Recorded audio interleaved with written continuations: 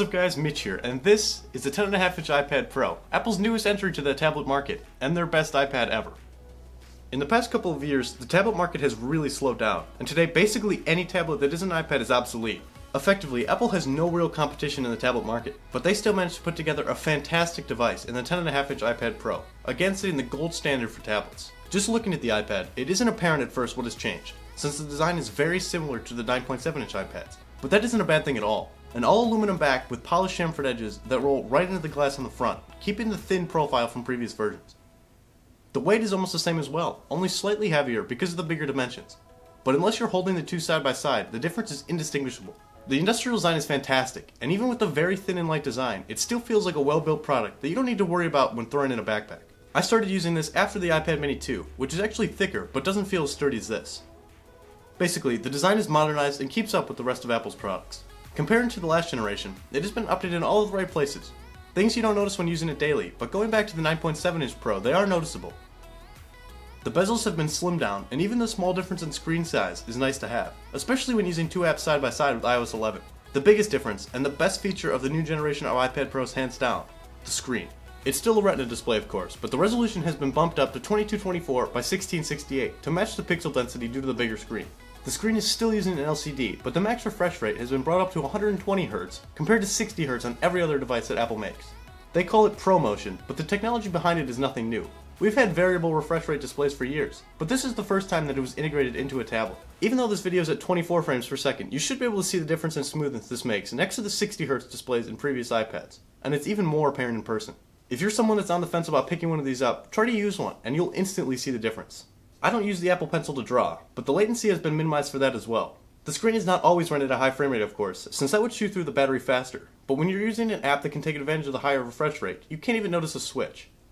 This feature is fantastic, and I was hoping we would see it on this generation of iPhones, but for now, the ProMotion display is exclusive to the iPad Pros.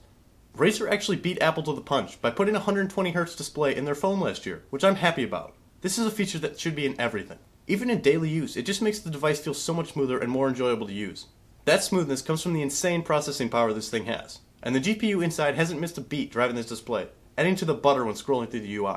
Benchmark scores put the A10X Fusion chip in here up with some of the current model MacBook Pros, and while obviously they're running different operating systems, this device is very powerful. With the gains that Apple has made in a very short time in their silicon development, I wouldn't be surprised if we soon saw the release of a Mac running Apple's own chips, and I guarantee that there's a team at Apple porting macOS to run their own silicon.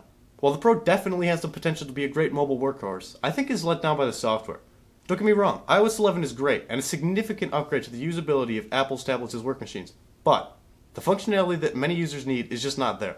I'm not going to cover all the changes in iOS 11 since there are hundreds of videos on it, but I'll link some good ones down below. I'm just going to cover what stops this from being able to replace a PC, at least for me. Some quick things first. The screen is nowhere near the size that I would want to limit myself to full time, and without mouse functionality, you can't connect to a larger screen. The other thing is storage. While you can pick up a 512GB version, there is no way to expand through external SSDs and hard drives. And with the large size of video and photo files, that would quickly become an issue. The main software issues that I see though are based on the Pro apps not having the same functionality as their desktop counterparts. For example, none of the video editors available come close to either Final Cut or Premiere. And while they could be used, one app I don't think we will see anytime soon is Xcode for the iPad Pro, instantly wiping out the potential for developers that are developing for Apple products. Apple started strong with Swift Playgrounds, and while some code could be written and tested, a Mac is still required for organizing your projects and compiling. The software that I need just isn't there, and the iPad Pro is not in the position to replace a laptop for me. Using the iPad Pro as a secondary device is awesome though, with note-taking using the Apple Pencil, along with the sheer portability of the iPad being something a traditional laptop can't match. Some other things I didn't mention about the hardware. It comes in 4 colors, rose gold, gold, silver, and the space gray that I have here, and either 64, 256, or 512 gigs of storage. We are still using Lightning for charging and data transfer. Again, I was hoping for a switch to USB-C, but not quite yet. The camera is fantastic. The same setup that the iPhone 7 is rocking. The giant viewfinder is perfect, and of course, it takes great photos and videos, although it is a bit large to be carrying around for me. I really don't agree with the people that say not to use the iPad's camera. It's super high quality and easy to see your composition thanks to the big display. The front camera got the same bump to 7 megapixels and improved quality as the iPhone 7.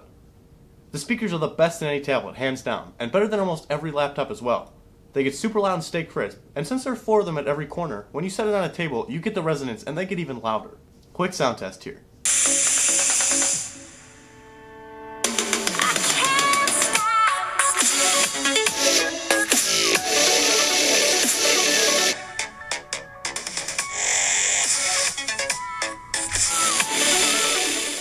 still have Touch ID here with the 2nd gen sensor, which is super fast and secure.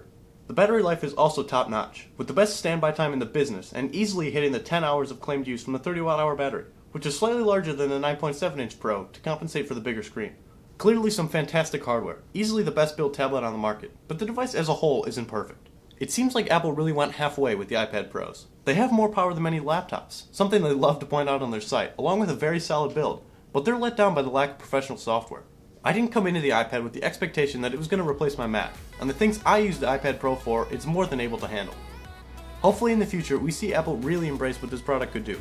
For now though, if you're looking for a fantastic media consumption and light productivity device to go alongside a Mac or PC, this is perfect. But I don't think this is the iPad to kill the PC.